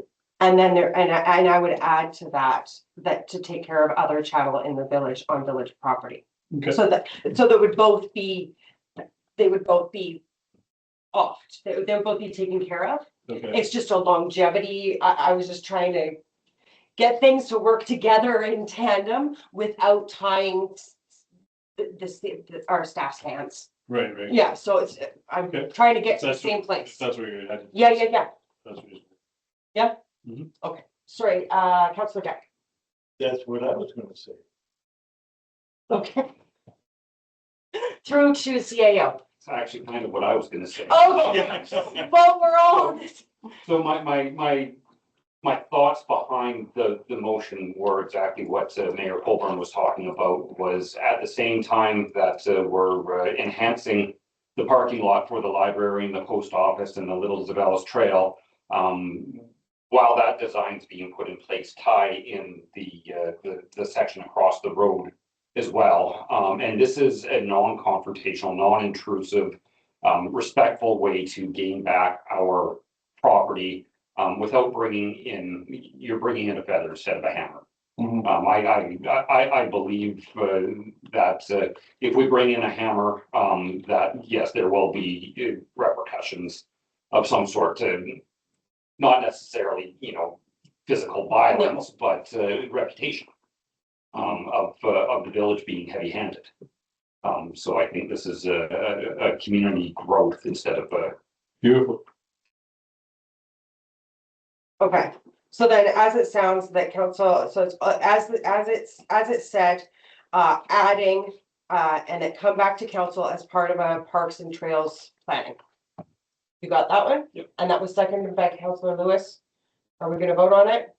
All in favor? Aye. Anybody? Nope, we're all good. So that's carried. And then the same thing that the second one at the end have added to it and deal with other chattel on village property. Because then that gives us the teeth to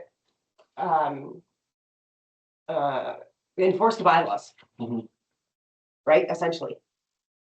After the 2-week warning period with non-compliant vehicles, and we're always going for compliance. That's the goal. Yeah? You're here. Okay, thank you for that, because I know that we need to, and I would, oh, Was that a second? Yes.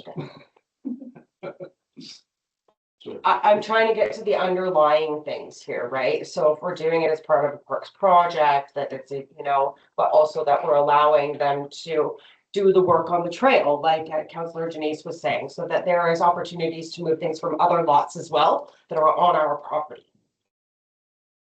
Okay. No talking? All in favor? Aye. Any opposed? Carried. Do we want to bring back the parking bylaw? To do any amendments through to the CAO? Thank you. It will be coming back anyway. There was a motion made Perfect. at the January meeting for revisions.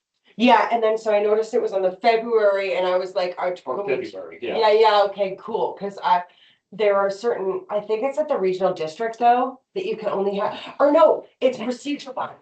You can only do the procedure bylaw amendments once or something. There's you can only do so many times in a year. It's gotta be a 60-day, I don't know. No? Maybe I'm wrong. policy. Yeah, no, there's, as long as council's willing to give it through. Maybe it was at the readings and, MD that you can only do it so many times in a year or something like that to prevent it from coming back, maybe a policy there. Anyways, none of this council's business. We Okay, can do good. it. And I hope when that does come back, there will be suggestions about how to more effectively. And I think that because it's a traffic and parking bylaw, it needs to include any kind of advocacy work that we want to do to Minister of Highways on their highway to they've got their own parking issues. They need to, right? Because there are pinch points that we're well aware of here that need to be dealt with. Fortunately, that's not something we can affect in bylaw. That would just be council. RCMP. Yeah, council advocacy to ministries or RCMP. Yeah. Yeah. But I think setbacks and things like that, there are, anyways, okay. Okay. We'll have that conversation before that report comes up. Awesome. Oh, we are doing now, are all those carried? Did I follow through with okay. We're at bylaw 5-year financial plan amendment for adoption.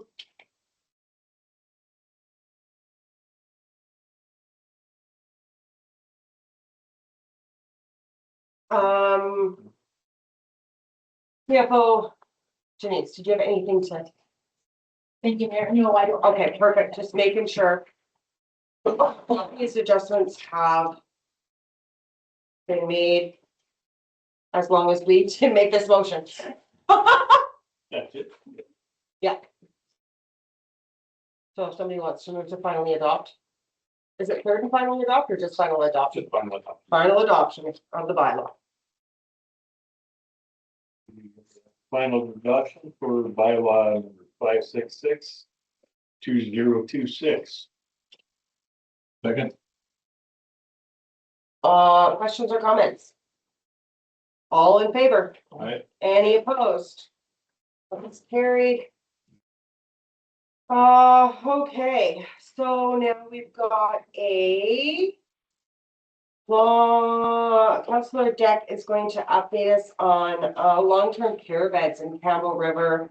So Premier Eby said we had a project for long-term care beds in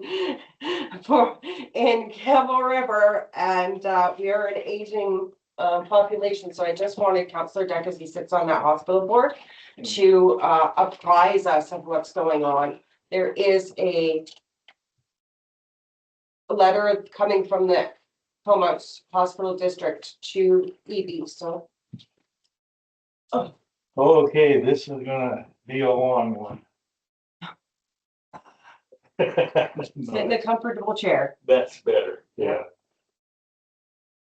Okay, this is a report that I could see coming. The last couple of years, VHA and the provincial government were pretending to be our best friends, but they weren't really. We had a very good man working for VHA, doing the hospital sites and the construction and all that. His name is Dave Boychuk. And I thought, well, we're going to finally get somewhere here. But this time last year, he just disappeared. He had enough. So they go, oh yeah, here we go. So this report's mostly for you, Mayor Julie, because I know you spent a lot of time working on the Campbell River Hospital project and all these other things. Now they're all fading away. And it's also for Councillor Janice and CAO Nelson Smith, because I don't think there's going to be a long-term care hospital for you guys.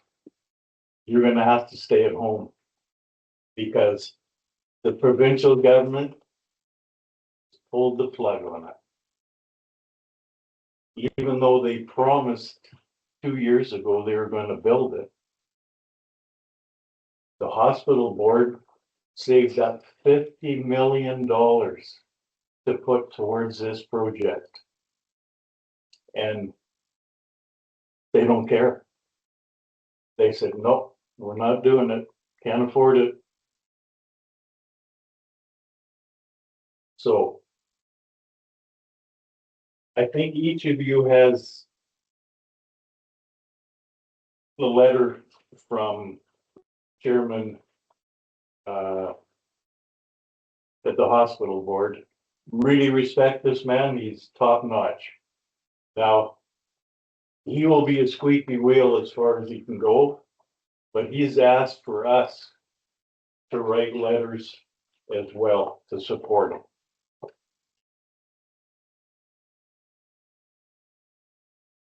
And this almost feel like crying. This is a terrible, terrible report to give. But you got to tell the truth. It's not going to happen. Port Hardy gets some money for their hospital apparently, but that's about all we're going to get in the North Island, you know. So anyway, any questions? Do you know what, so it's a budget consideration, essentially. Yes. You said, here we've got this money and now we don't, and because we've got this big deficit, so is there any other projects that they're pulling back as well? Well, it doesn't seem like it. right? It Disproportionately seems like affected. in Langford, they're building one similar, which they have the land and they've broken ground already. And one in Chemainus as well. But I don't know for sure because I haven't driven down there to look. It's just what I hear from other people in the hospital board talking about it.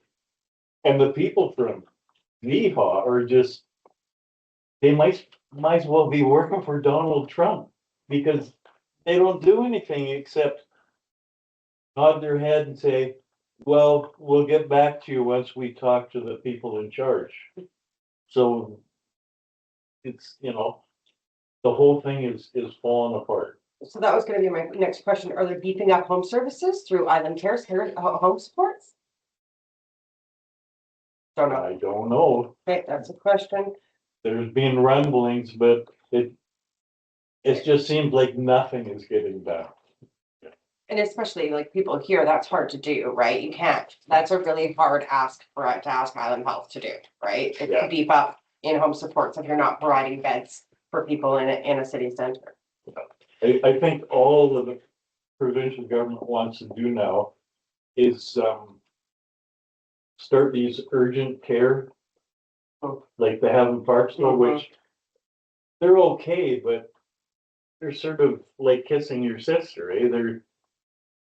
It's there, but they don't really do much. Oh, excellent. Just a little add-on. Councillor Denise. So all three of the planned facilities, Niceville, Colwood and Campbell River, long-term are being paused.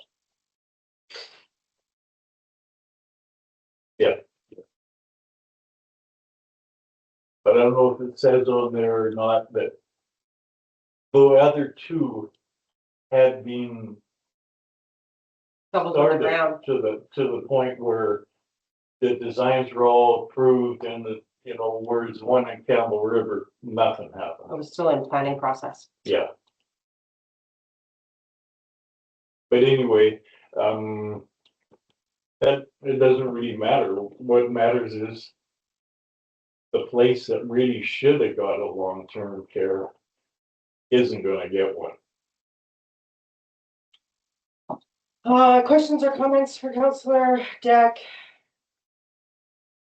I'm just so, I'm just so, to have the, and the reason for asking you for the report is because we built the hospitals, we built the two campuses, we knew we didn't build them with enough beds. We knew that. We didn't, but we're like, oh, it's okay because we've got some long-term health coming along. And now we don't. And that affects me. That affects you. That affects you. That affects all of us. We're all getting older. We are an aging island. Yeah. That's what's happening. And so, I mean, I would 100% put a motion forward to write a letter of support. I don't, so coming from this board, though, it is the Comox Strathcona, it's quite a large board. Has Mount Waddington been included on this? I don't think so. That's always my push at any of these meetings is to Yeah. get more. So if there's this hospital district plus that one, because the service, because we're such a, anything north of Nanaimo, man, we're like, or anything north of Courtney, anywhere just south of Courtney, it's like we're North Island and that's, we need spaces for people. Yeah. So. And if you look at the numbers in Doug's letter there. Yeah. We're definitely the poor cousins. Right. When it comes from spaces versus numbers. But and all there's a lot of board members. You think I'm grumpy? These guys are pissed. They really are. They want to take all that money off the table and put it back in the bank account. Yeah. And I can't blame them. Because be careful or the government's gonna steal that money too for a different project. So I Every man for himself, Pete. But we knew that already. Well, yeah, and we were in such a good place because we were, like, the hospitals were built. So we were okay again, and we were like, oh, what can we delve into? Let's go into long-term med, like, yeah, no. Shoot, okay, I really appreciate the information and the report, the letter. I would 100% make a motion, that we, reach out to Director Hillian, Chair Hillian, sorry. Yeah, Yeah, Doug's a great guy.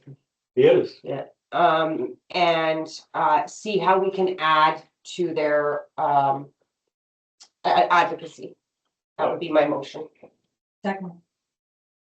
And then while you're having that conversation, I think that you know some people maybe in Waddington, you might want to ask. I don't know if maybe they have been included or they're, you know, or that. The amount of logs that have been brought out of this place, and now we don't get long-term beds. It just grinds my, all these loggers looking for places to lay their heads. Yeah. Sorry, through to CAO. Thank you. I think probably also a good discussion to have when we do our quarterly with Island Health. That would be fantastic if we could do that. Thank you. Yeah. Yeah, I was actually gonna bring it up. Thank you, Councillor Deck. I appreciate You're it. welcome. Does anybody else have any questions, or do you have anything that you want added to that letter or any considerations that we should be making? All right, thank you for that. And I think if we are gonna write a letter of support, that it should include, like, these aren't options for us. Like, we can't, even if you're beefing up support, that's not something, that is our service center. This is where we go. How many people do we have that you know, that are going to in the next 10 years require one, right? That kind of really personal thing. So I can, if you get done to do something and draft it and then send it to us, then we can add our little piece of that. Thank you. You're here. Appreciate it. Yeah. Keep fighting that good fight.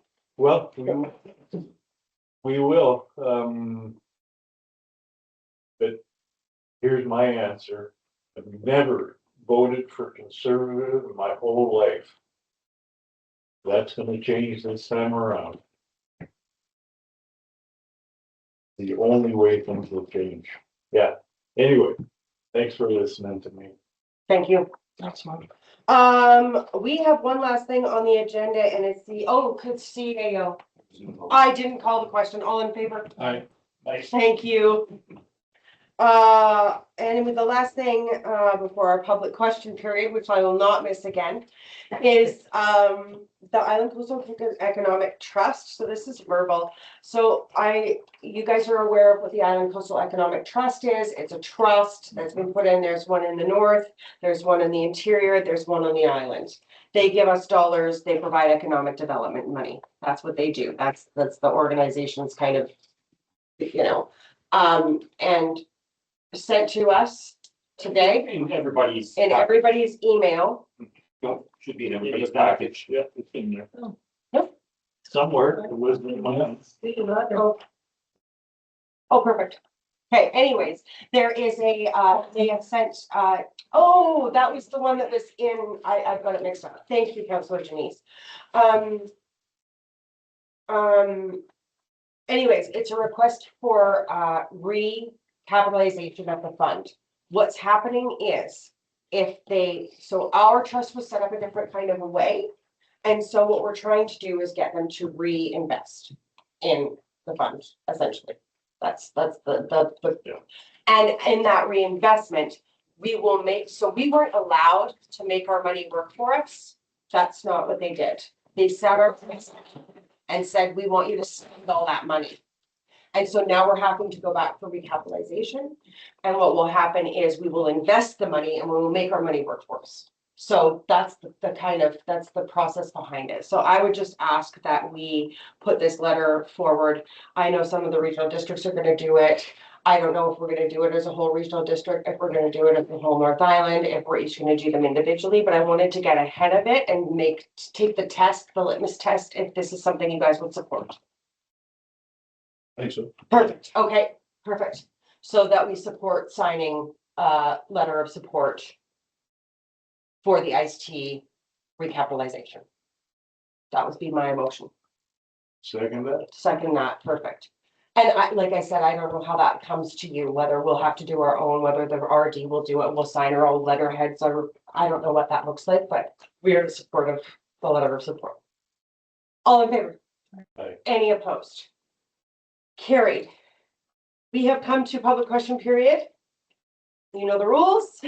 It's been a long afternoon, or it's been a long evening. Anything that you want to ask any questions of, I don't A little bit of a, pretend that I can answer. oh my, Lorna Welch, and I live in this little town, just a few doors down. Anyway, while they're doing the danger trees up on the mountainside, are they actually assessing some of the rocks and boulders that can slide down? If you want, like, if you have that, yes, please. Yes, actually, it's all in that report. So they have done the assessments. Have they noticed that the road is even kind of slipping away into the river? Yes, yeah. Okay, good. And also, I was gonna mention Leanne Humphreys when she worked here in the village and how she locked up the tire on that one vehicle. Got herself in some hot water there for a little while. But also that the old school lot where the school was, now that's becoming a parking lot too. Something I'd like to see something done about that. I think you would approach Crown about that. That's Crown property. Yeah, We would love to have actually used it as a real parking lot and like put some shrubbery up on the main road and like, 'cause that's the only use we can have for it. It's right in that area, but yeah. before you go, Ms. Welch, You've got, that's it. Now, wait, public question period is for questions to come this way. Can I end the meeting? yes, Perfect. Motion to adjourn. Rise and report. Rise and report on the Fire. designation of, sorry, yep, the door. appointment of Joan I'll speak out. Sloan, Jane Sloan to the fire department. No, I'll talk to you. All in favor? Yep. I, Any opposed? Carried. Motion to adjourn. yay. All in favor? Aye. Any opposed? Carried. That's how long it took. Lorna, come back. No, that's okay, because Ron, if you run,